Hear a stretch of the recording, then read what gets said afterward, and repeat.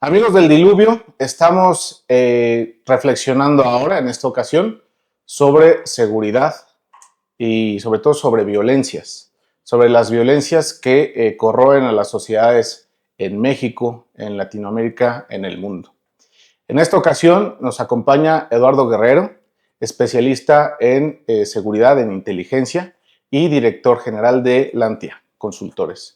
¿Cómo estás, Eduardo? Hola, Buenas tardes. Gracias por recibirnos y gracias por atender la entrevista en el Diluvio. no hombre, encantado. Gracias por invitarme. Qué bueno charlar con ustedes. Muchas gracias, Eduardo. La idea de esta entrevista es efectivamente reflexionar sobre las violencias que están lacerando a las sociedades, la sociedad mexicana, que es, me atrevo a decirlo así, una de las sociedades que más sufre por este fenómeno y principalmente por el fenómeno del crimen organizado y cómo pues sí, este mal de alguna manera corroe, ¿no?, la entraña de la sociedad. Entonces, en primera instancia me gustaría preguntarte, ¿cómo describes tú en este contexto que estamos viviendo en el que México y Estados Unidos viven una relación hoy tensa? ¿Cómo describes tú en términos de seguridad, de violencia, la estrategia de seguridad de México bajo el gobierno de Claudia Sheinbaum, bajo el régimen de Morena, y cómo se diferencia de la visión de Donald Trump en aras de mantener por la paz, la seguridad en la región? Ok. Bueno, mira, la presidenta Sheinbaum toma posesión en un momento en donde el país está quizás en uno de los momentos más delicados en materia de seguridad, porque durante el sexenio previo, donde el presidente fue López Obrador, hubo una estrategia que propició la expansión desmedida de los grupos criminales a lo largo del territorio nacional. Además, generó un conflicto fuerte con Estados Unidos, con las principales agencias de inteligencia. Incluso ya al final de su sexenio tuvo varios desencuentros con el embajador. Y el presidente López Obrador mostró cierta displicencia, cierta sordera ante las demandas de Estados Unidos en varios temas de seguridad, sobre todo la exigencia de que capturáramos algunos capos y se los enviáramos. El caso quizás más importante fue el de Ismael Zambada. Y el gobierno de Estados Unidos, considerando que ese blanco en materia de seguridad era prioritario para ellos y era un tema de seguridad nacional, pues tomó la iniciativa y sin México armó una operación para llevárselo, para extraerlo, digamos, de territorio nacional, y eso nos generó una crisis muy importante en, sobre todo, Sinaloa y en el epicentro, en la capital, en Yucatán, donde se generó una crisis de violencia que sigue bastante caliente, que se ha podido contener en el sentido de que no se expanda a otros estados, pero es un tema con el que le toca lidiar. Es una especie de olla express que le revienta en la cara a la presidenta Sheinbaum cuando toma la presidencia. Afortunadamente, Sheinbaum trae a un equipo de seguridad de primera línea. Yo creo que es el mejor equipo de seguridad que ha tenido México en su historia contemporánea, comandado por un hombre que tiene credenciales de sobra para el puesto a pesar de su juventud, Omar García Harfuch, y que mostró con creces sus capacidades en este ámbito cuando fue secretario de Seguridad de la Ciudad de México, ¿no? Aunque es un hombre, por ejemplo, al que le tocó ser en algún momento el delegado de la Policía Federal en Guerrero, y ha tenido varias encomiendas muy delicadas, bien entrenado en materia de inteligencia e investigación criminal, tiene un grupo de gente joven, muy profesional, íntegra, que trabaja muy bien, y bueno, pues agarraron las riendas de este caballo desbocado y poco a poco han podido ir atenuando los efectos de la crisis de Sinaloa y han tenido que atender simultáneamente muchas otras crisis en varios puntos del territorio mexicano. Chiapas es una de ellas, por ejemplo. Tenemos problemas muy graves en Baja California, en Tijuana, en Ciudad Juárez. Tenemos también problemas muy graves en Guerrero. En fin, pues la verdad es que en materia de seguridad y conflictividad social nos sobran crisis a los mexicanos, ¿no?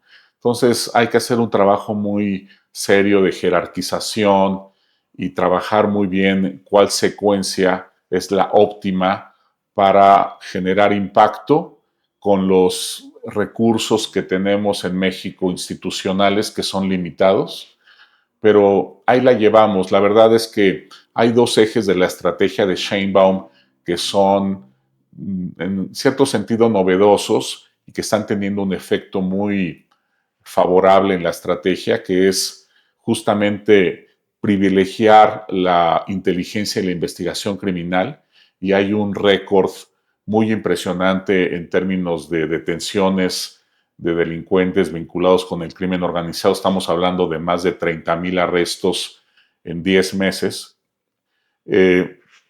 Cuando López Obrador, durante todo su sexenio, apenas logró alrededor de 13,000 arrestos de este tipo en todo el sexenio. Entonces, van a muy buen paso, están teniendo apoyo de la inteligencia de Estados Unidos, eso les ha permitido tener más solvencia en el terreno y claridad en la identidad de los blancos prioritarios y su ubicación.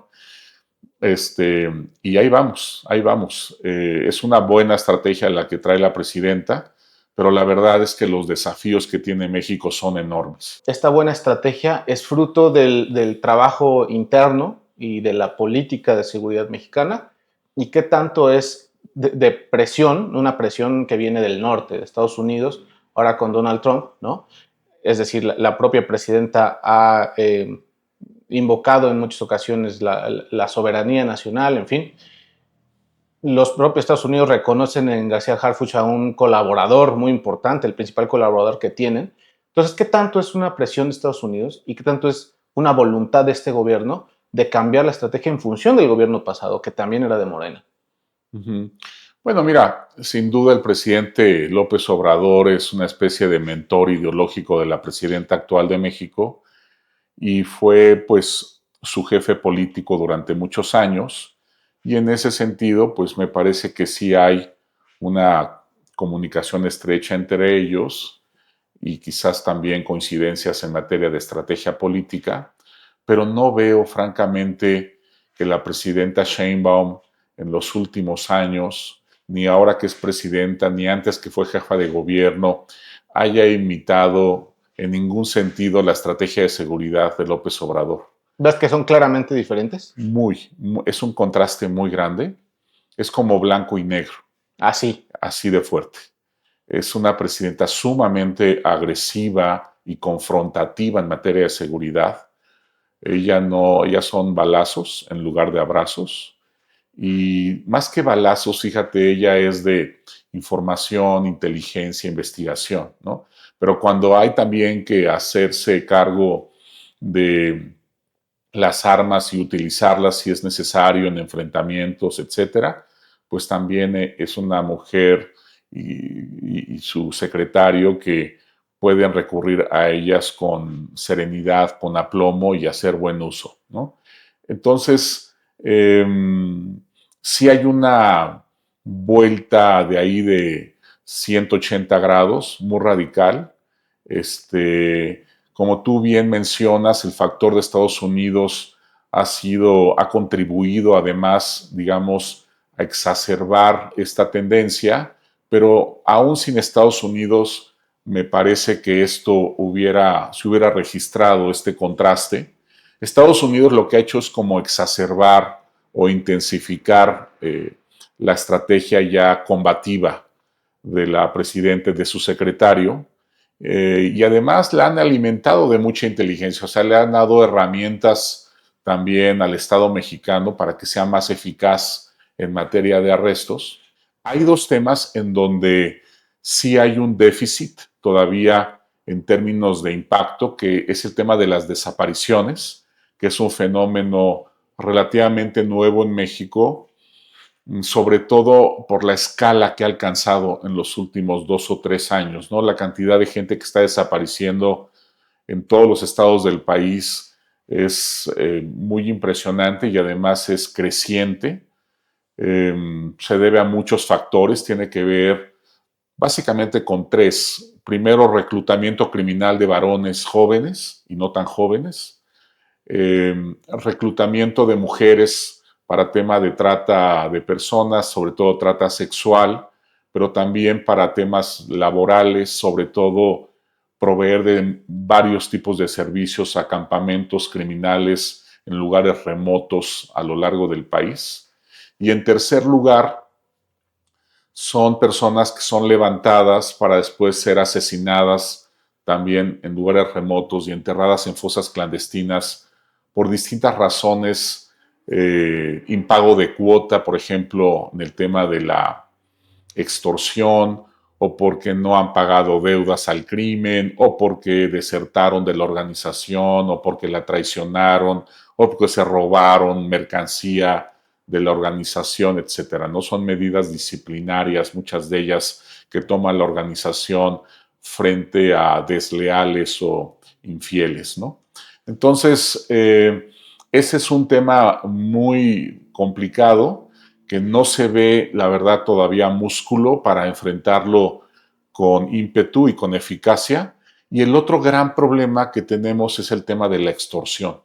Es un problema que ha sido como una bola de nieve, que ahorita está, yo diría que en su auge, en casi todo el país, y que México no ha tenido la capacidad para armar una estrategia eficaz, potente, con impacto, ¿no? Apenas se anunció que una estrategia anti-extorsión se está ahorita legislando para tener varios instrumentos normativos que la respalden, pero todavía es una interrogante si van a poder con ese paquete, ¿no?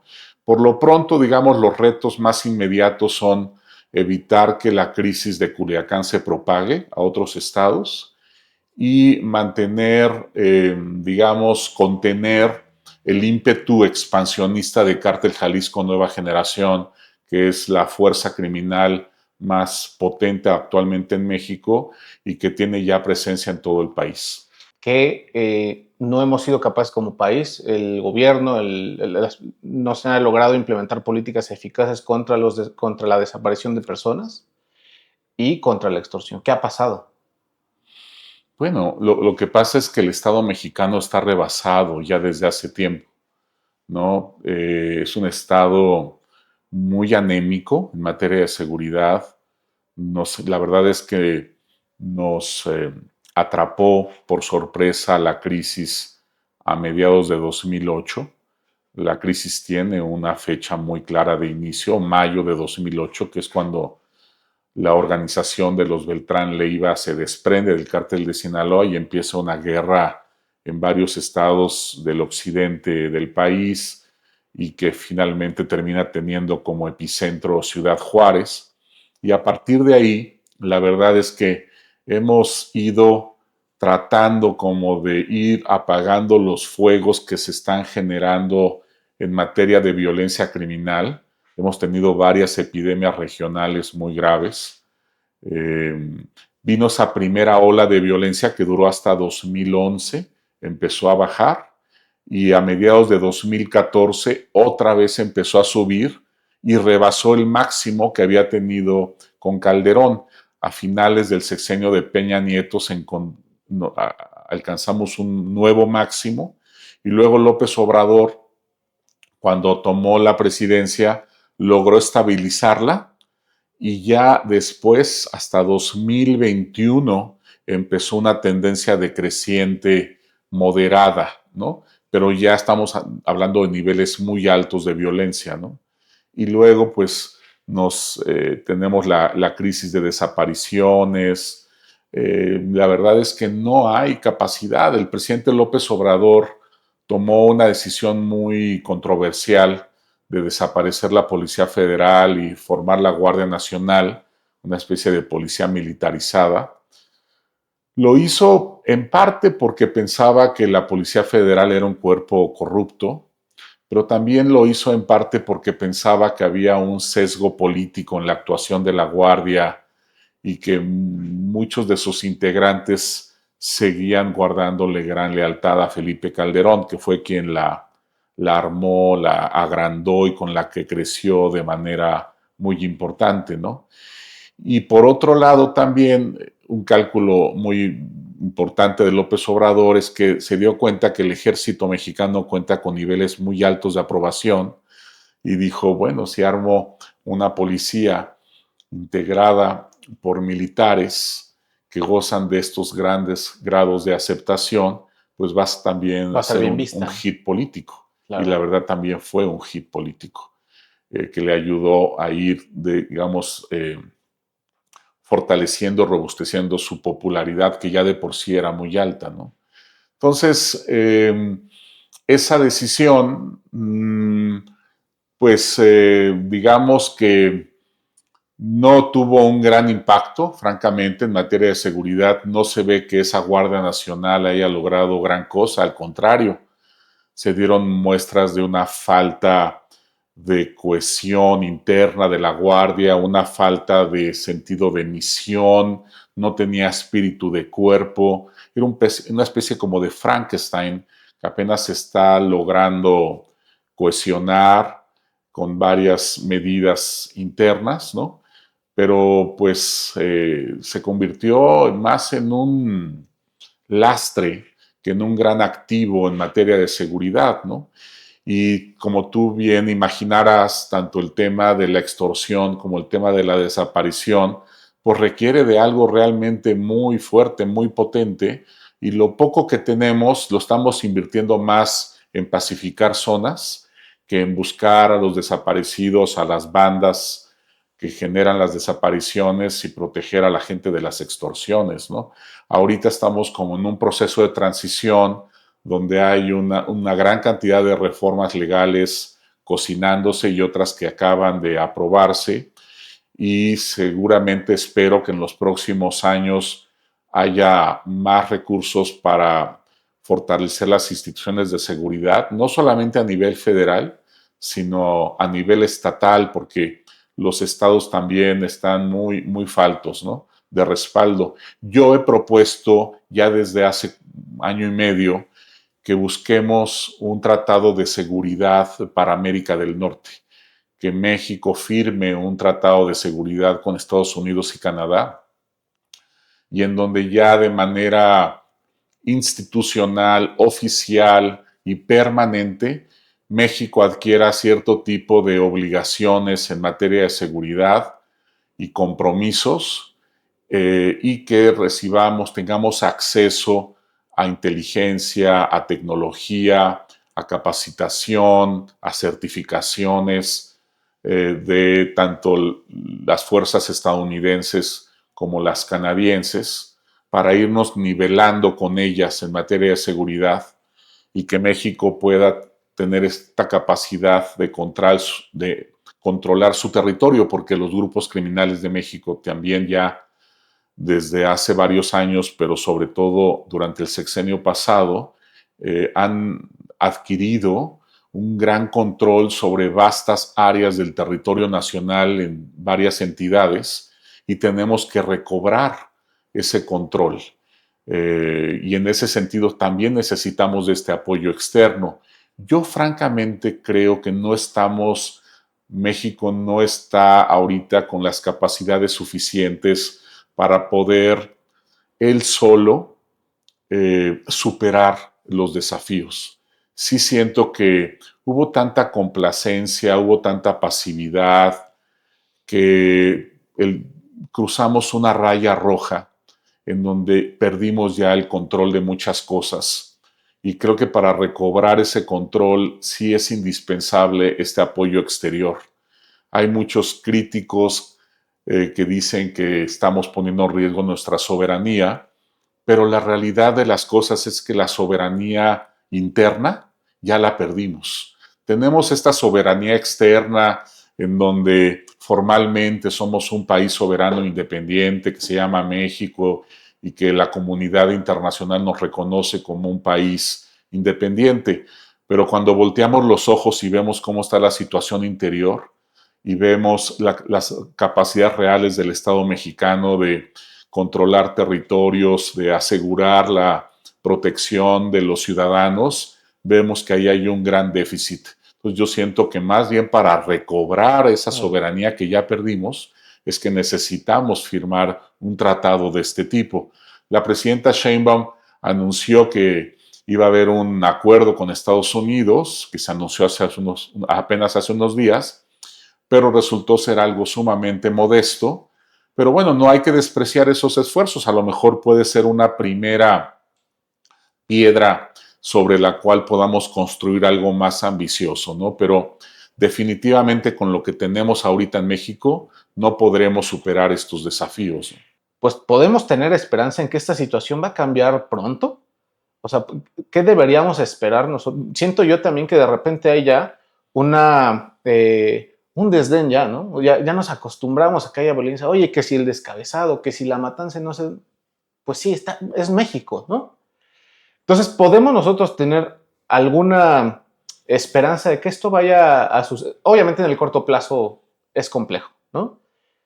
Pero hoy por hoy, dado lo que se está viviendo, dada la implicación de Estados Unidos en todo este proceso, en fin, ¿qué hay para nosotros en el futuro? Bueno, mira, México es un país muy grande y en México hay varias zonas que son un oasis en materia de seguridad. La Ciudad de México sigue siendo una ciudad muy segura, incluso sigue bajando en la Ciudad de México la tasa de homicidio. Se hizo cargo de la seguridad una persona que formaba parte del equipo de Omar García Harfuch, Pablo Vázquez, y lo está haciendo muy bien, me parece. Obviamente hay zonas en la Ciudad de México pues que son peligrosas, como en toda gran metrópoli, ¿no? Si te vas y te metes a Tepito o a ciertos lugares del centro histórico a la 1 de la mañana, pues no te va a ir muy bien, ¿no? No va a ser Disneylandia. Si vas y te metes a Ciudad Nezahualcóyotl, que por cierto ha mejorado mucho su seguridad, pero a ciertas zonas de Catepec, que es el cuarto municipio más poblado de México, pues también no te va a ir muy bien, pero la Ciudad de México en general está con niveles muy aceptables de seguridad y con homicidios bajos. Hay algunos milagros que se cuentan con los dedos de una mano, pero los hay, como el caso de Coahuila. Coahuila pasó de ser uno de los estados más peligrosos a uno de los más seguros en tan solo 10 años, durante las gubernaturas de Rubén Moreira y de Riquelme, su sucesor. Hicieron un gran trabajo en fortalecimiento institucional, enfrentaron a los grupos de manera agresiva, sin miedo, eficaz, y lograron que ahora ciudades como Piedras Negras, como Saltillo, Torreón, estén entre las 10 con mejor percepción de seguridad, ¿no? Ahora, por lo que tú mencionas de la complicidad entre el Estado mexicano y el crimen organizado, sin duda, ¿eh? Y eso creo que ha crecido mucho en los últimos años. La ausencia de mecanismos anticorrupción, el debilitamiento que sufrió, por ejemplo, lo que se estaba construyendo en materia de anticorrupción durante López Obrador y el debilitamiento tanto con Peña Nieto como con López Obrador del tema de transparencia, rendición de cuentas. Sin duda esto ha afectado, ¿no? También tenemos un pendiente, un tema fundamental, que es la profesionalización del servicio público. Seguimos tratando a las agencias públicas como si fueran un botín, y cada vez que nombran a un nuevo director o secretario llega con todos sus cuates Y se frotan las manos. y corren a todo mundo y ponen al cuate de la infancia, al compadre y a la exnovia, y pues obviamente eso tiene efectos terribles en los niveles de desempeño de la administración pública, y especialmente en materia de seguridad, pues es muy delicado que gente que no tiene experiencia se haga cargo de este tipo de carteras policiales o de inteligencia o de procuración de justicia, ¿no? Entonces ahí debemos ser más que nunca muy estrictos en que se implementen servicios civiles que otorguen seguridad de empleo, un horizonte profesional de desarrollo y que podamos descansar esto en una burocracia entrenada con experiencia solvente también éticamente, que se encargue del problema y que vaya creciendo y fortaleciéndose gradualmente. Eso todavía no lo tenemos. Es Sí, el colmo que ya después de 18 años de crisis, ¿no? Porque esto empezó en 2008, 17 años, todavía no tengamos servicios civiles serios en las principales áreas de inteligencia del Estado mexicano, ¿no? sí. Entonces es un tema fundamental. Ha sido eficaz en todo este tiempo. La segunda es, eh, las Fuerzas Armadas eran pues el último bastión del honor, de la legitimidad del Estado mexicano. Y pues desde el sexenio pasado y ahora con este, pues hemos habido escándalos de corrupción, que si el general tal ya compró un departamento, no sé cuántos millones de pesos, ¿no? Así Y es. que si, en fin, y ahora, recientemente, con el escándalo de Huachicol Fiscal, que ha golpeado en el corazón de la Secretaría de Marina. Ahora mismo hemos sabido ya de, si no 7 u 8 casos de marinos muertos, asesinados o no, algunos que si murió en un accidente y otro que se suicidó, etcétera, ¿no? Porque hay algo que huele muy turbio, ¿no? Entonces, eso, ¿qué efecto tiene esto en particular sobre las Fuerzas Armadas, ¿no? Y la última pregunta la dejo para el final. Muy bien. Pues mira, sobre el tema de la militarización, yo creo que es una estrategia que no escogimos, sino fue más bien producto o resultado lógico y racional de la falta de buenas policías civiles, ¿no? Como no trabajamos en los servicios policiales y tenemos policías muy anémicas, estatales y municipales, pues hemos ido sustituyendo gradualmente a la policía con los soldados y además, por otra parte, la fuerza que han adquirido los grupos criminales y sus capacidades cuasi militares, ¿no? Porque Cártel Jalisco, Cártel del Noreste, en su momento lo que fueron los Zetas o el Golfo, el Cártel de Sinaloa, pues tienen una capacidad financiera para adquirir armas militares, misiles, como tumbaron helicópteros militares en algún momento, muy impresionante, y eso pues obviamente nos obligaba a enfrentarlos con fuerza militar. Era ingenuo pensar que comandos, brazos armados de ese tipo podían ser enfrentados por las policías, ¿no?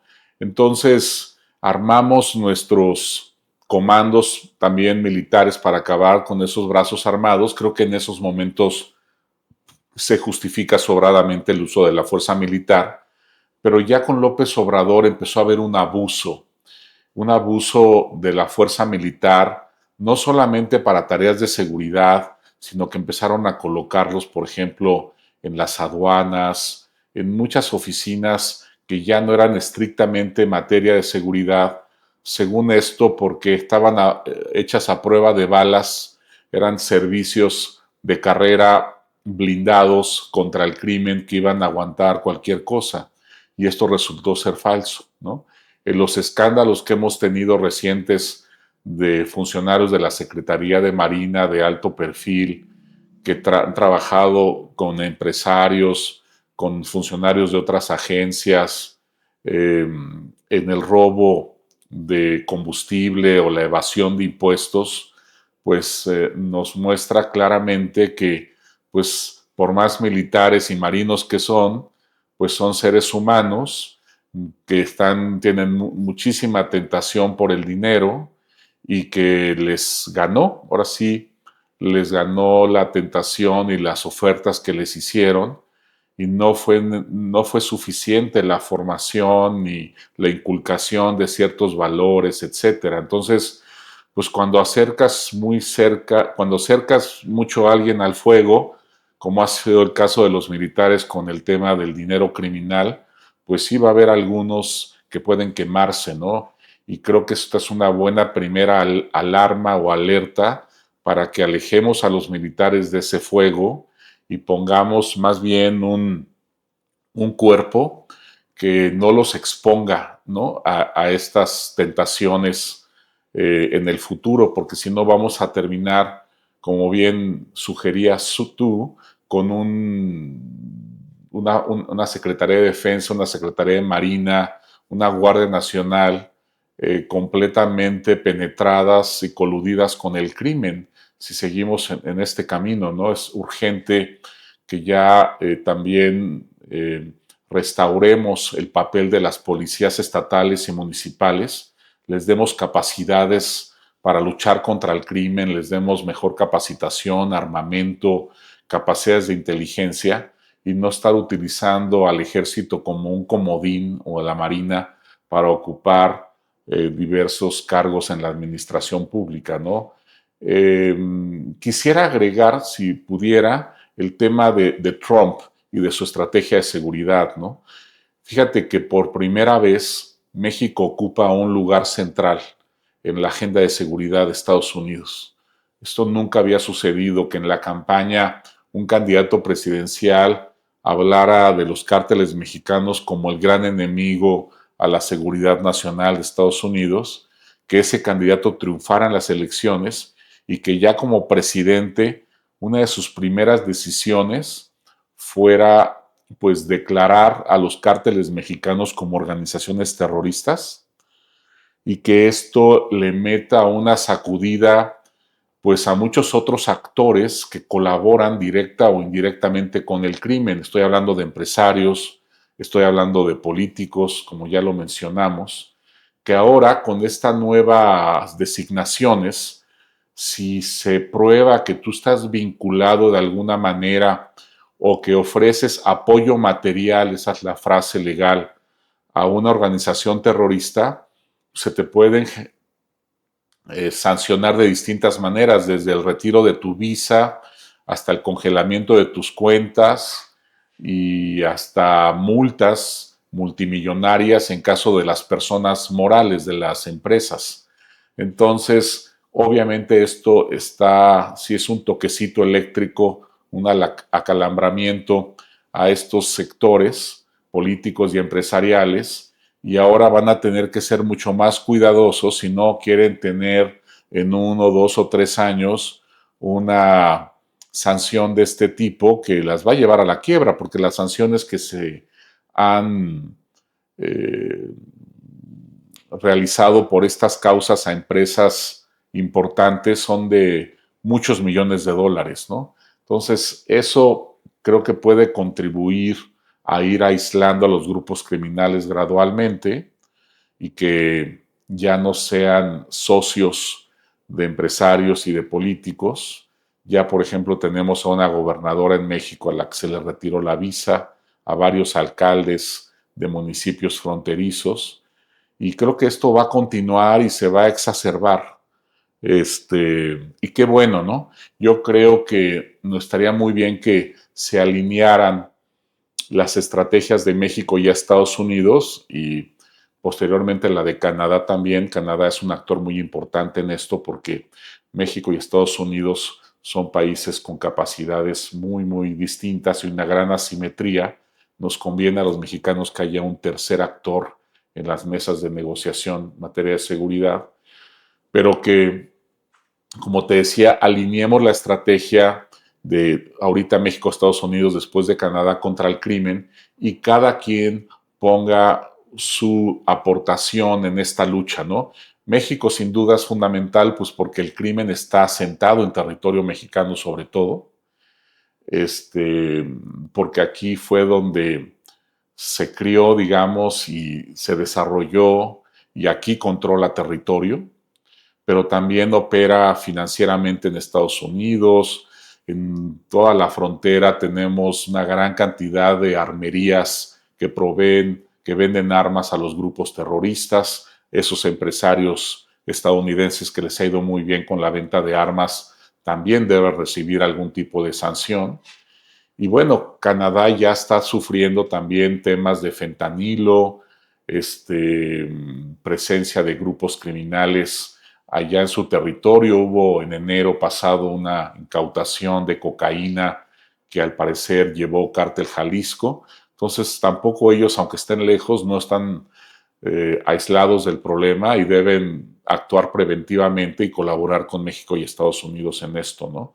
Pero la verdad es que es bien importante y puede ser decisivo para México que Estados Unidos esté también comprometido en esta lucha y que ahorita tengamos la puerta abierta para pedir apoyo, para alinear estrategias, para tener acceso a muchas cosas. No habíamos tenido, con todos los problemas que tiene Trump y toda la desconfianza que nos cause, debemos aprovechar que está realmente muy convencido de la necesidad de debilitar extremadamente a los cárteles. ¿Y crees que de este lado hacia allá existe la disposición para pedir ese apoyo? Fíjate que veo mucho miedo, veo mucha desconfianza, veo mucho esta banderita de la soberanía, que obviamente es muy importante la soberanía mexicana, pero como comentábamos hace un momento, ya la tenemos sumamente debilitada internamente porque el crimen se ha hecho del control del territorio, incluso ya se mete en los procesos electorales, financia candidatos, campañas, amedrenta a candidatos hostiles. Tuvimos una renuncia récord de candidatos para ayuntamientos, para fungir como regidores o como síndicos el sexenio pasado. Entonces, ellos ya están claramente interviniendo en los procesos electorales. ¿Y qué mayor amenaza podríamos tener que un actor que justo está imponiendo a miembros del crimen organizado o a cercanos del crimen como alcaldes, ¿no? Incluso podríamos tener ya después este problema en las gubernaturas si no actuamos oportunamente, ¿no? Como última pregunta y más bien reflexión, ante un hecho tan grave, tan contundente que está ahí. Pues mira, lo que nos queda a los ciudadanos de a pie frente a un fenómeno tan complejo y tan amenazante y peligroso como el crimen organizado, pues es simplemente brindar apoyo a aquellos líderes sociales o comunitarios que muestren, digamos, ese ánimo combativo contra el crimen y que no guarden silencio de manera crónica o peor, que inviten a veces a la sociedad a colaborar con el crimen cuando ellos también se disfrazan de líderes sindicales o de líderes sociales. Acabamos de tener la detención del líder de la Choquiza, el Choco, Alejandro Montaño, me parece que se llama, que es un hombre joven, 30 y tantos años, que gozaba de la simpatía de la gente y lo apoyaban muchos jóvenes, viralizaba las redes sociales con sus mensajes y él se sentía y se presentaba como un gran protector de la sociedad. Bueno, en realidad hasta una exalcaldesa ahí andaba aliada con él. Exactamente, ¿no? En realidad era un líder criminal, ¿no? Entonces, pues ahí no nos dejemos engañar, no tengamos esa malicia para distanciarnos de esos perfiles y para buscar liderazgos genuinos de la sociedad civil que realmente están empujando el barco hacia la dirección correcta, ¿no? Que están remándole bien, pero hacia un puerto seguro y no, digamos, dejar que seamos seducidos por estos falsos líderes.